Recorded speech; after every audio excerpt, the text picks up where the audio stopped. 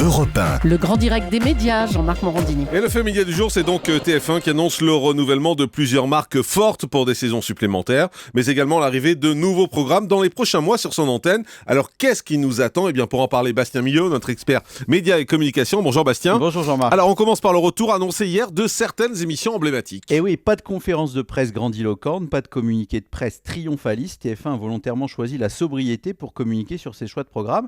Un simple échange entre Fabrice Bailly, le directeur des programmes de la chaîne, et des journalistes. Alors cette méthode TF1, Jean-Marc, elle a un avantage. D'abord, elle permet de ménager l'effet de surprise. Personne ne s'attendait vraiment à des annonces fortes en pleine fin du mois de janvier. Et ensuite, elle donne le sentiment d'un travail en continué, d'une chaîne qui innove à longueur d'année. La preuve aussi qu'il n'y a plus vraiment de grande rentrée télé en septembre. Alors dans le détail, les annonces d'hier ont levé les quelques doutes qui subsistaient. D'abord, la signature d'une 8e saison de Secret Story. Vous y teniez, Jean-Marc, on le sait. Une saison qui sera bel et bien diffusée sur TF1. Les rumeurs évoquaient un transfert du programme sur une chaîne TNT du groupe, mais Benjamin Castaldi lui-même se montrait assez évasif quant à son avenir sur la chaîne. Eh bien non, il y aura un Secret Story 8 sur la une en version raccourcie. Ensuite, on a confirmé 2 divertissements. Splash, vous savez, ce grand concours de plongeon de personnalité qui avait vu l'an dernier des résultats à peu près en demi-teinte. Estelle Denis va revenir à la présentation d'un programme qui devrait être remanié, mais aussi Star au grand air, l'émission qui réunit le temps d'un week-end 4 personnalités pour reprendre les tubes les uns des autres et qui va revenir après un lancement réussi au début de ce mois.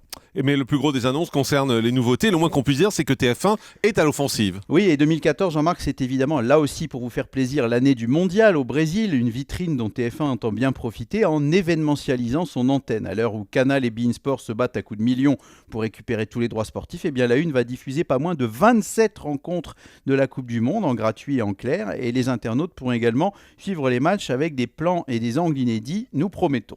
Anne-Claire Coudray, la joker de Claire Chazal, sera le fil rouge de la chaîne au Brésil pour faire découvrir le pays aux téléspectateurs au fil des journaux. Et puis Claire Chazal elle-même consacrera plusieurs rendez-vous Brésil en amont de la Coupe du Monde. Donc du Brésil, vous allez en manger matin, midi et soir, et on va filer largement la métaphore brésilienne sur TF1. Alors au-delà du sport, TF1 va également poursuivre la rénovation de ses fictions. On nous annonce de nouvelles héroïnes féminines en dégainant des séries aussi américaines inédites, de quoi faire le miel de notre ami Alain Carazé. Vous devriez bientôt entendre parler de Blacklist, de Hostages ou encore Almost Humans, que l'on doit au réalisateur J.J. Abrams. Vous savez, c'est le créateur de Lost et le prochain réalisateur de la saga Star Wars, un gage de qualité et évidemment un gage de bonnes audiences.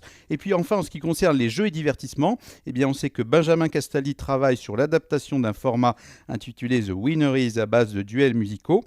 On annonce l'arrivée, pourquoi ne pas utiliser un filon jusqu'au bout, d'une version enfant de The Voice, intitulée logiquement The Voice Kids, pour les 8-14 ans, et puis de nouveaux divertissements qui devraient être confiés à Arthur et Christophe de Chavannes. Donc vous le voyez, Jean-Marc, beaucoup d'annonces, et la Une qui cherche visiblement à utiliser et à rentabiliser sa Dream Team d'animateurs à plein régime. Alors Bastien, comment peut-on analyser ces nombreuses annonces de la part de TF1 ? Eh bien, contre vents et marées, et malgré toutes les prédictions, TF1 a quand même réussi à maintenir son leadership sur les audiences, autour de 22-23% de part de marché sur l'année, mais surtout sa part de marché sur le marché publicitaire. La pub, on le sait, c'est le nerf de la guerre pour les chaînes commerciales, et les annonceurs sont particulièrement sensibles à la réactivité et à la capacité d'innovation des antennes. Ceci explique sans doute cela. Alors, le créneau choisi par TF1 pour communiquer est original, mais est assez astucieux. La chaîne a attendu que le buzz sur l'émission Pour tous de Laurent Ruquier soit fini pour pouvoir faire ses propres annonces et ainsi occuper l'espace médiatique. C'est donc la poursuite d'une stratégie que TF1 a lancée il y a quelques années, une parole rare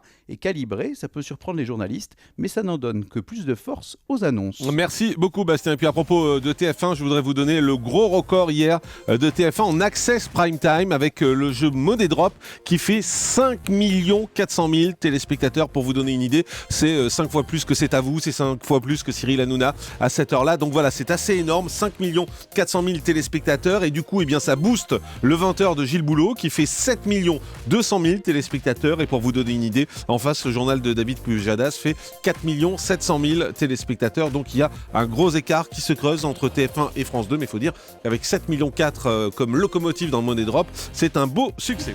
Le grand direct des médias, Jean-Marc Morandini.